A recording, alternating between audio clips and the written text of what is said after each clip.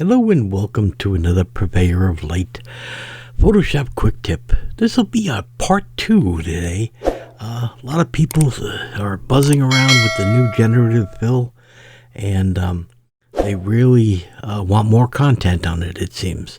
So that's what we're going to do. We're going to do a part 2 to our original video on what things you can do with generative fill. And so we'll just hop right back in. Okay, just a reminder to everybody, if you want to work with generative fill, you've got to have the beta version of Photoshop, okay, because it's still not released out. They are making improvements every day. If you want to download it for yourself, go to your Creative Cloud up top, and then come down to Beta Apps, and then you can download the Photoshop beta there free of charge. Okay? All right, so once you're running the beta app, now it's just a question of playing what you want to do. So let's just jump right in. Let's go. Okay, I'm just going to make a really crude selection around her shirt. And then generative fill. I'm going to click that and I'm going to tell it what I want. Maybe I want a blue blouse, and generate, and Adobe will go out and compare that to other photos within its library and stock, and then see what they can come up with for a fill for this. And there we go. All right, so took one of her arms off. We'll turn around and check that one. That's not too bad. Yeah, that's not too bad. And like I said, this is a beta, so sometimes it works, sometimes it doesn't. Maybe if I just turn around and change it to t-shirt. Not quite sure if t-shirt's one word in this thing or not, or I should hyphenate it. Let's see what I do. I'll hyphenate it. See what it comes up with. I mean, it's the whole process is just this easy. Select an area and then tell it what you want to generate. And there's a t-shirt, and again, it's not very good, but you have alternates, so you can come through and determine which was the best fit. Sometimes it works, sometimes it doesn't. But we got to remember, this is a beta. But it is amazing technology no matter how you do it. So let's throw this away, and let's go back in and say I could do her hair. So I do a rough selection of her hair. Okay, and I can be that crude, okay? I don't have to be very accurate at all. And I could turn around and go red hair. And let it generate. Now, I find that if you try to make your selections too precise, it actually is a bad thing. It seems like Adobe likes to have a little bit of excess on the selective things. Oh, that's a heck of a face right there. Okay, wow. Yeah, that's an interesting one for sure. Okay, but it is red hair. And if you want to turn around and refine it, you can always come in and regenerate it. Okay.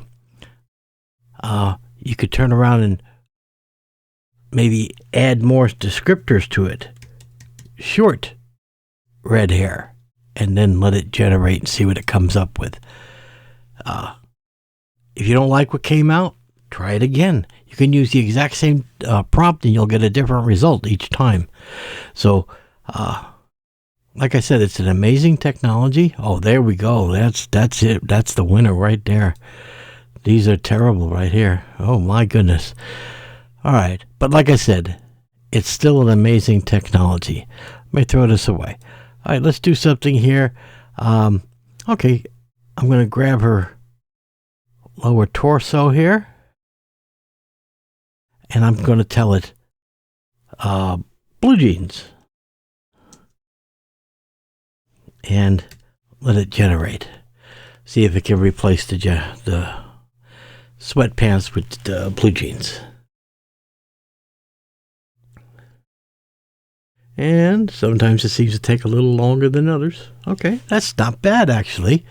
That's not bad. I do have 3 variations here. I can go through this one And I can go through the last one. And which one do I like the most? Okay. And that's a pretty amazing technology. And like I said, it doesn't get it right every single time. But again, it's in beta. So we have to be understanding that this is beta, and Adobe has granted us the ability to play with it and see what it can do. Okay? So, all right. So there we go. That's a pretty good effect. Put her in blue jeans. All right. So now let's say I want to put a hat on her. Again, I want to just take a crude, okay, not very precise. I want a lot of headroom, right? Because I want to put a hat on. So I'm going to say hat. And then I'm going to let it generate. And Adobe's just going to do it all on its own. And we'll let it go in here. Turn away. Oh, there's a hat for you. Okay. And again, because my prompt was not very selective, that's the results I get. Okay. If I turn around and said, maybe it's a ski hat, maybe that'll give me better results. Let it generate through there. But again, this is about playing and seeing what it can do. And sometimes you can use the same prompt and get completely different results. So, well, that's an interesting hat. Wow. I think Adobe thinks her head is huge. But I can regenerate it again using the same prompt, and we're going to get different results. That is some huge ski hats. Okay, that seems to be Adobe's theme. This is what they're doing there. Okay. I'm going to call knit hat. See if I get better results.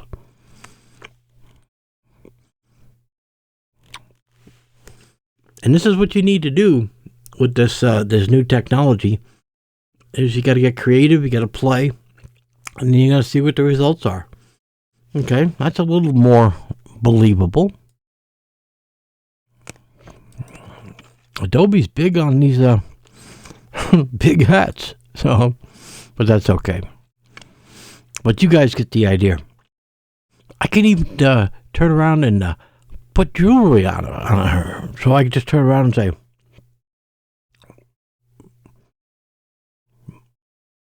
rough outline there, and turn around and go, jewelry, or a necklace. Let's try necklace. Generate.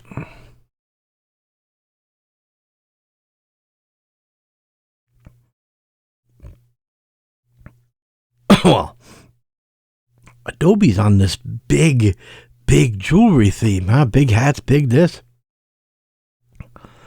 Wow.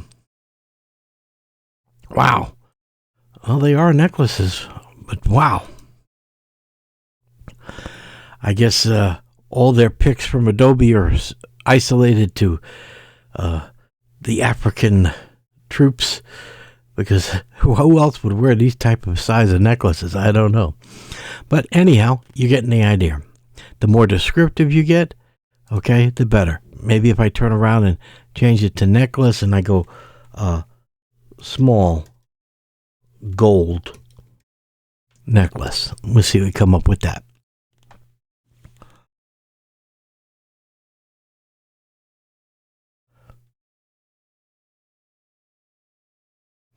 Okay, a little smaller, but Adobe's still going on the big side. Wow, okay. But nevertheless, it's doing semi what I asked. And you pick the best one. If you don't like it, you turn around and do it again. And that's basically it. What I'm covering here, the only advice I can tell you is be very liberal with your selections. Okay? Be very liberal with your selections. Make sure that you are leaving a little extra room or whatever you're working on that you want to have filled. Okay? And then experiment. That's all there is to it. There's no tricks. There's no nothing. So hopefully that gives you a little more appetite for the new tool. Until next week, you guys take care.